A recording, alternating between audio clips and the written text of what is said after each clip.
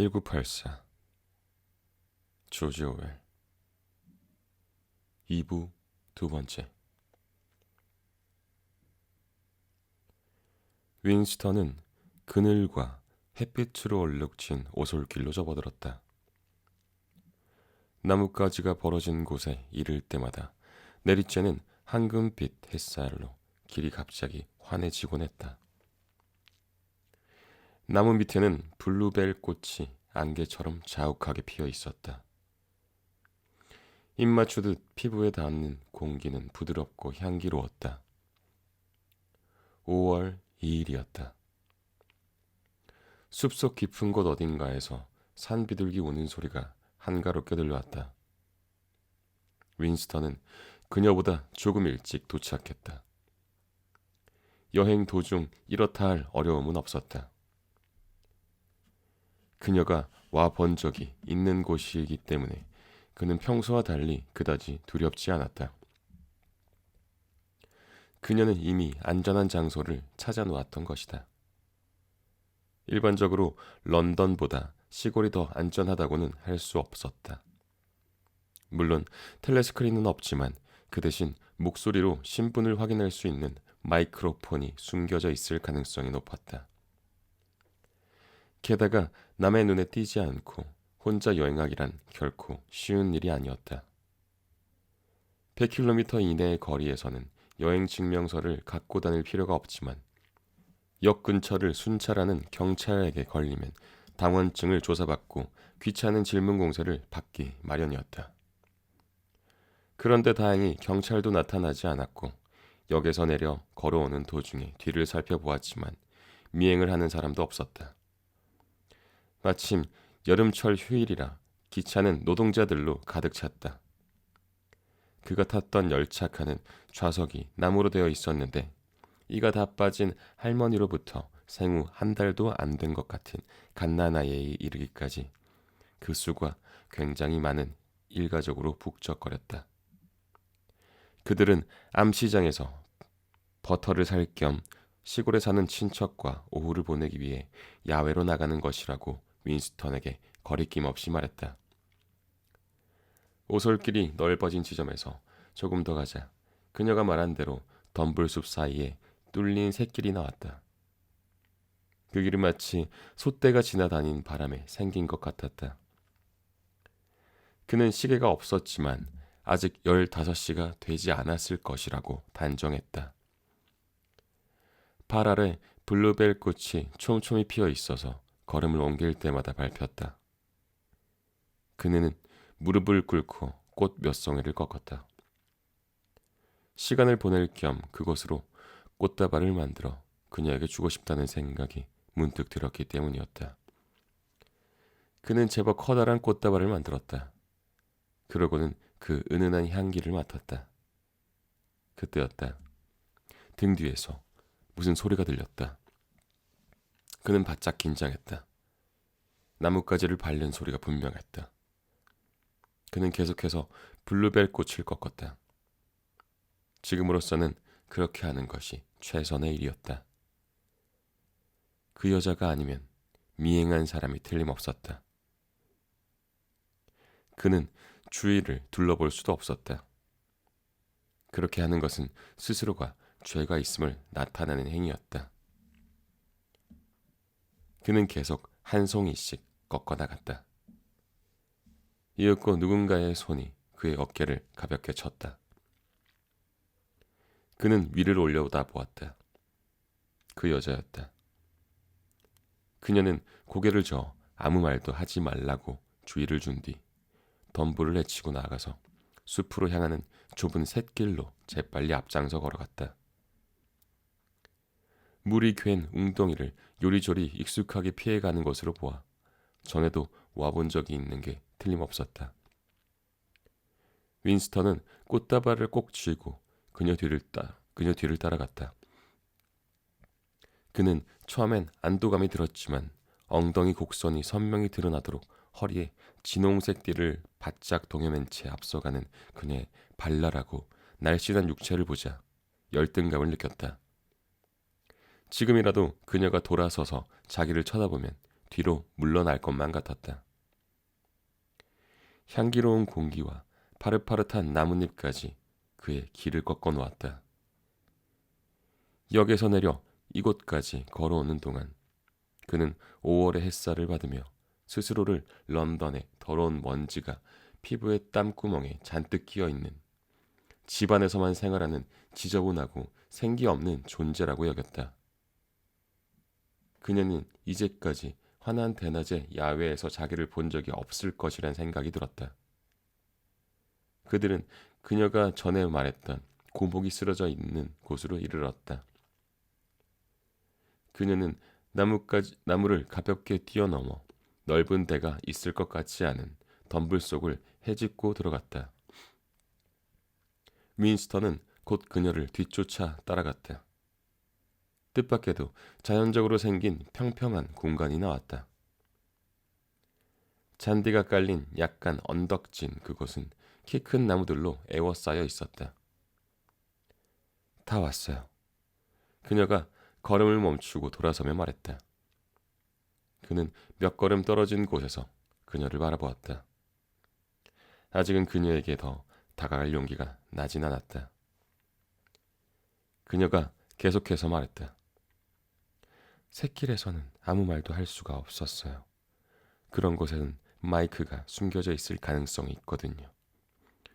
실제로 있다고는 생각되지 않지만 혹시라도 있을지 모르잖아요.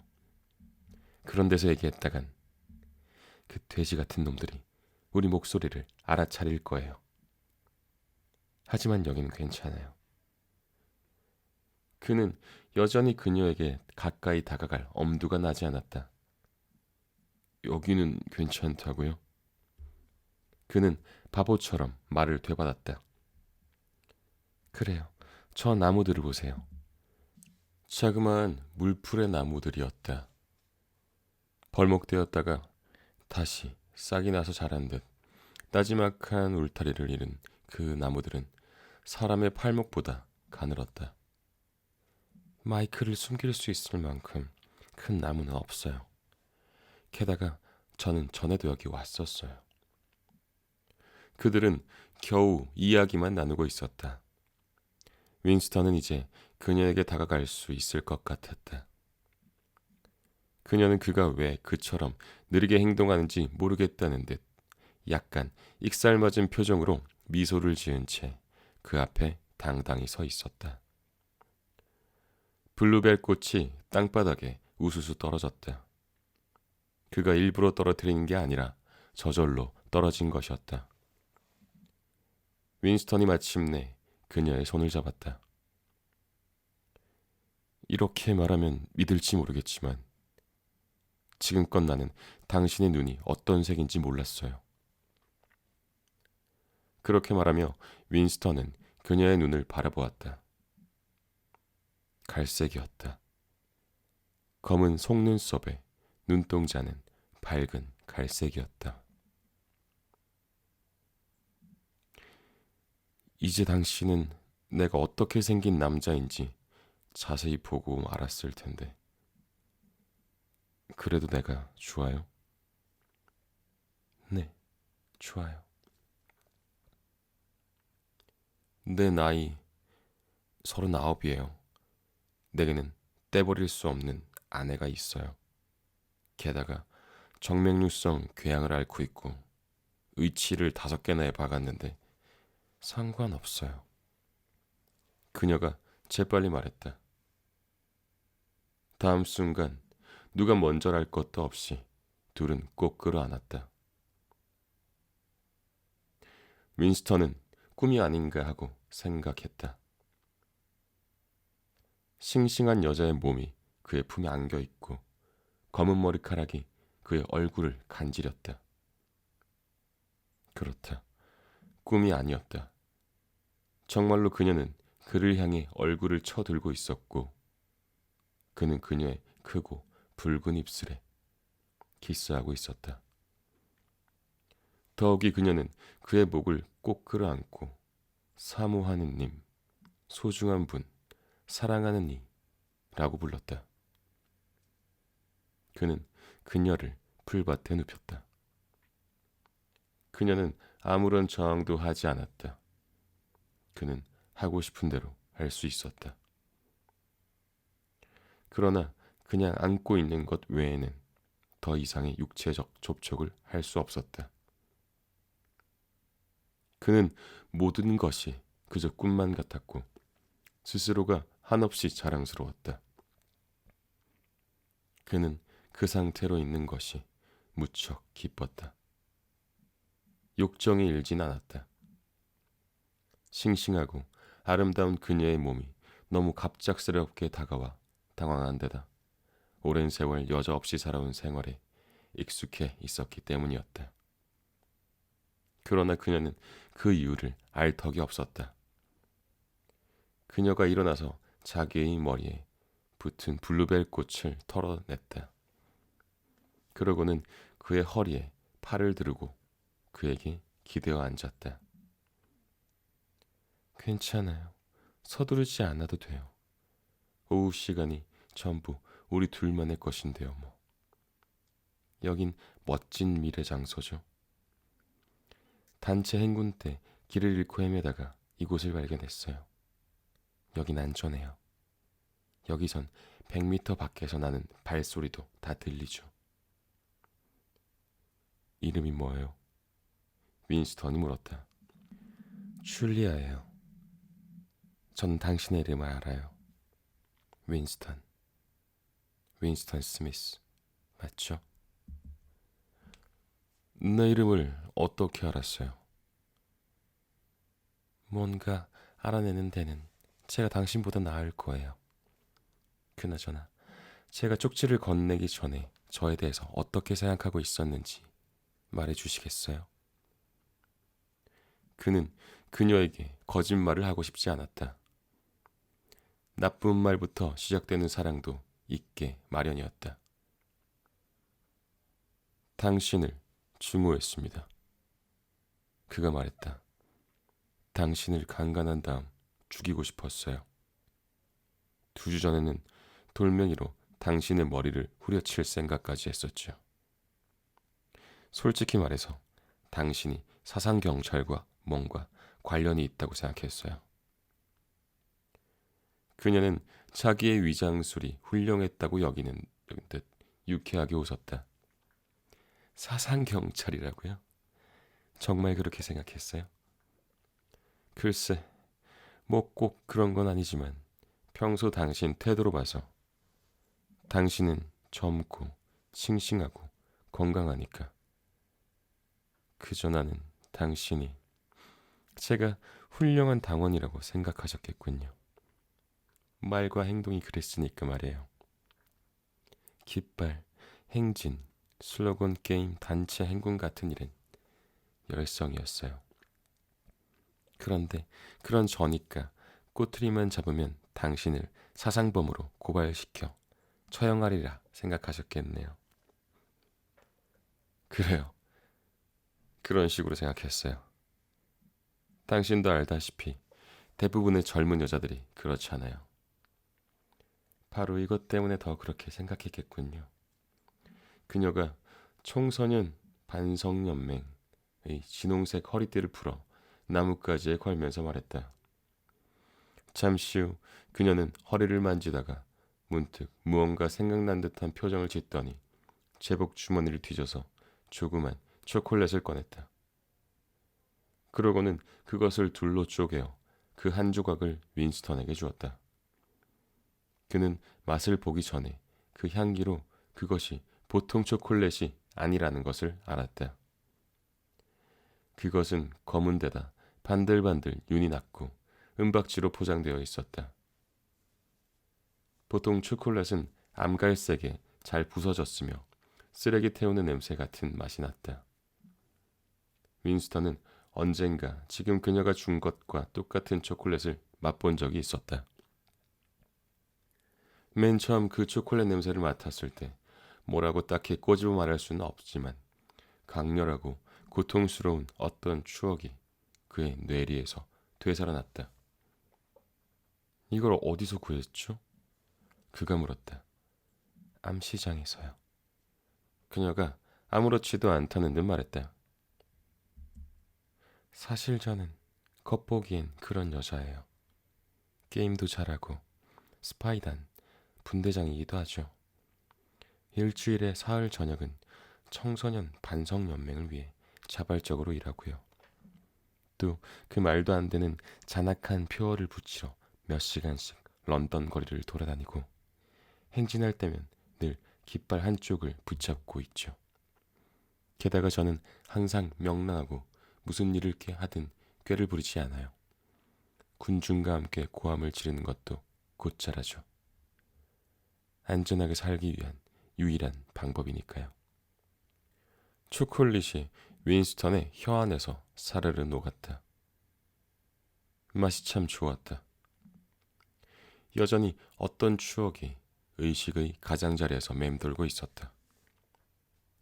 그것은 강렬하기는 했지만 마치 곁눈질로 본 사물처럼 분명하게 형상화되진 않았다. 그는 그 추억을 마음속에서 몰아내버렸다. 그것은 그가 하고 싶지만 할 수 없는 어떤 행동에 대한 추억이기 때문이었다. 당신은 무척 젊어요. 그가 말했다. 나보다 10년이나 15년은 젊은 것 같군요. 그런데 나 같은 남자한테 무슨 매력이라도 있다는 건가요? 당신 얼굴에 쓰여 있는 걸 봤어요. 그래서 기회를 노렸죠. 저는 얼굴만 보고도 당의 충복이 아닌 사람을 금방 알아맞힐 수 있어요. 당신의 얼굴을 보자마자 그놈들에게 저항하고 있다는 것을 알겠더군요. 그놈들이란 당원, 특히 내부 당원을 의미할 것이다. 윈스턴은 그곳이 안전한 장소라고 생각하면서도 그들을 노골적으로 비웃고 증오하는 그녀 때문에 불안감을 느끼지 않을 수가 없었다. 그런데다 그는 그녀의 상스러운 말에 적이 놀랐다. 당원은 욕을 못하게 되어 있었다.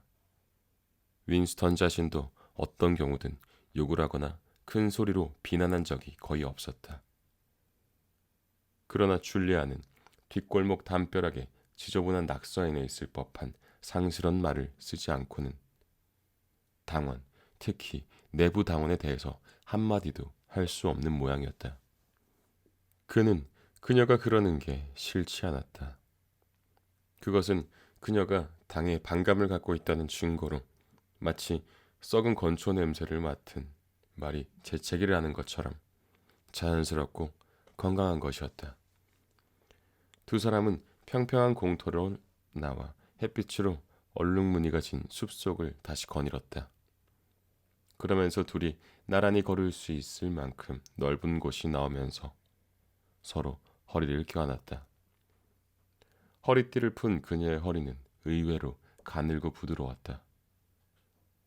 언덕진 곳을 내려오자 줄리아가 조용히 걷는 게 좋겠다고 말했다. 둘은 목소리를 죽여 속삭이듯 이야기를 나누었다.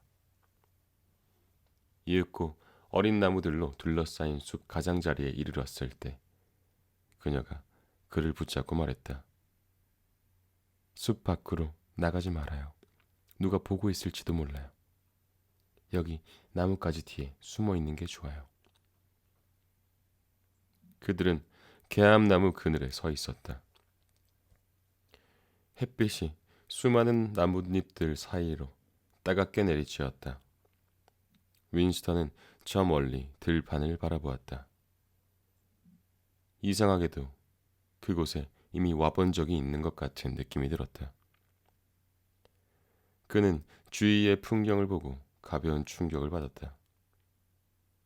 틀림없이 아는 곳이었다. 오래되어 황폐한 목장, 그곳을 가로질러 난 샛길, 여기저기 있는 두더지 구멍. 건너편의 낡은 울타리에는 느릅나무 가지들이 미풍에 흔들리고 무성한 이파리들이 여인의 머리칼처럼 가볍게 살랑거리고 있었다. 보이지는 않지만 근처 어딘가에 황헛대가 헤엄치는 푸른 웅덩이가 있는 시내가 있을 터였다. 이 근처에 시내가 있지 않은가요? 그가 속삭이듯 물었다. 맞아요. 시내가 있어요. 저쪽 들판 너머에 있어요. 거긴 물고기도 살아요. 제법 큰 놈도 있어요. 버드나무 아래 웅덩이를 가만히 내려보다 보면 물고기들이 꼬리를 흔들며 헤엄치는 게 보여요.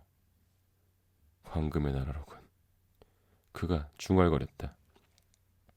황금의 나라라뇨? 아니, 아무것도 아니에요. 언젠가 꿈에서 이런 풍경을 봤어요. 저것 좀 보세요. 줄리아가 나지막이 속삭였다. 개똥지박이 한 마리가 5미터도 안 되는 거리에 있는 그들의 키 높이 정도의 나뭇가지에 앉아 있었다. 그 새는 아마 그들을 못 본 모양이었다. 녀석은 햇빛 속에 있었고 그들은 그늘 속에 있었다. 개똥쥐빠기는 날개를 폈다가 다시 조심스럽게 접더니 마치 해에게 인사라도 하듯 잠시 고개를 숙였다 들었다 하고는 이내 노래를 부르기 시작했다. 주위가 조용한 탓에 새소리는 깜짝 놀랄 만큼 크게 들렸다. 윈스턴과 줄리아는 꼭 껴안은 채 황홀한 기분에 젖어 있었다. 새는 자기의 역량을 과시하기라도 하듯 똑같은 것을 되풀이하지 않고 끊임없이 변화를 꾀하며 몇 분 동안 계속해서 노래했다. 그러면서 이따금씩 2, 3초 동안 멈추고 날개를 폈다가 다시 접고는 얼룩진 가슴을 부풀리곤 했다. 윈스턴은 일종의 경이감을 가지고 새를 바라보았다. 저 새는 누구를 위해, 무엇을 위해 노래하는 걸까? 친구도 적도 봐주지 않는데 무엇 때문에 저렇게 외롭게 서 있는 나뭇가지에 앉아서 허공에 대고 노래를 할까? 그는 문득 근처 어딘가에 마이크로폰이 숨겨져 있지 않을까 하고 생각했다. 만약 숨겨져 있다면 그와 줄리아는 낮은 소리로만 속삭였으므로 그들이 한 말은 마이크로폰이 잘 잡아내지 못했겠지만 새 소리는 잡아냈을 것이다. 어쩌면 마이크로폰 장치에 연결된 저쪽 끝에서 딱정벌레처럼 생긴 왜소한 사내가 저 소리에 귀를 기울이고 열심히 듣고 있을지도 모른다. 새 소리는 홍수처럼 점점 더 거세졌다. 그 때문에 윈스턴은 사색을 계속 할 수 없었다. 마치 액체 같은 것이 나뭇잎 사이로 비치는 햇빛과 뒤섞여 그의 머리 위로 쏟아져 내리는 것 같았다. 그는 생각을 멈추고 느낌에만 충실했다. 그의 팔에 감긴 그녀의 허리는 부드럽고 따뜻했다. 그는 서로의 가슴이 마주 닿도록 그녀를 바짝 끌어당겼다. 그녀의 육체가 그의 몸 안으로 녹아드는 것 같았다. 그의 손이 움직이는 대로 그녀의 육체가 물처럼 흐느적거렸다. 그들의 입술이 다시 맞붙었다. 처음에 했던 것과는 달리 뜨겁고 진한 키스였다. 이윽고 두 사람은 얼굴을 떼고 깊은 숨을 몰아쉬었다. 새가 놀랐는지 날개를 퍼덕이며 허공으로 날아올랐다. 윈스턴이 그녀의 귀에 입술을 갖다 대고 자 이제 하고 속삭였다. 여기서는 안 돼요. 조금 전에 거기로 돌아가요. 그곳이 안전하니까요. 줄리아도 그렇게 속삭였다. 둘은 발밑에 나뭇가지가 부러지는 소리를 들으며 조금 전 공터로 돌아갔다. 어린 나무들로 둘러싸인 평평한 곳에 이르자 그녀가 돌아서서 그를 쳐다보았다. 그들의 숨결은 거칠고 급했다. 그녀의 입가에 은은한 미소가 떠올랐다. 잠시 그를 쳐다보던 끝에 그녀가 제복의 지퍼에 손을 댔다. 바로 그것이었다. 꿈에서 본 그대로였다. 그가 상상했던 대로 그녀는 재빨리 옷을 벗어 바닥에 내팽겨쳤다. 그것은 모든 문명을 전멸시키는 거대한 몸짓이었다. 그녀의 육체는 태양 아래에서 하얗게 빛났다. 그러나 한동안 그는 그녀의 육체를 바라보지 못했다. 이윽고 그의 시선이 담대한 미소를 띤 주근깨 두성이의 얼굴에 박혔다. 그는 무릎을 꿇고 앉아서 그녀의 손을 잡았다. 전에도 이런 거 해봤어요? 그럼요. 수백 번, 아니 수십 번 해봤어요. 당원들하고요? 네, 늘 당원들하고 였어요. 내부 당원들하고 했어요. 그 돼지 같은 놈들하고는 안 했어요. 그놈들은 기회만 있으면 하려고들 야단이죠. 겉보기처럼 점잖은 놈들이 아니에요. 그는 가슴이 뛰었다. 당원들과 수십 번이나 그 짓을 했다고. 차라리 수백 번, 아니 수천 번이었으면 싶었다.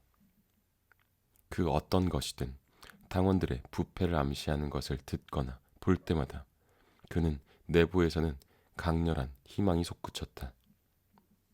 당이 그 내부에서부터 썩고 있는지 누가 알겠는가.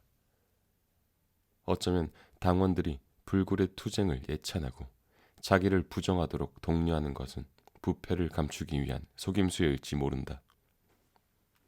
만약 그들에게 나병이나 매독을 전염시킬 수 있다면 그는 기꺼이 그렇게 할 것이다. 당을 부패시키고 약화시키고 전복시키는 일이라면 무엇이든 하리라. 그는 그녀를 바짝 끌어당겨서 함께 무릎을 꿇고는 얼굴을 맞댔다. 이봐요. 당신과 관계한 남자가 많으면 많을수록 나는 당신을 더욱 사랑할 거예요. 내 말 이해하겠어요? 네, 이해해요. 나는 순결도 중후하고 선도 중후해요. 어떤 곳에도 도덕이니 덕성이니 하는 것들이 존재하길 바라지 않아요.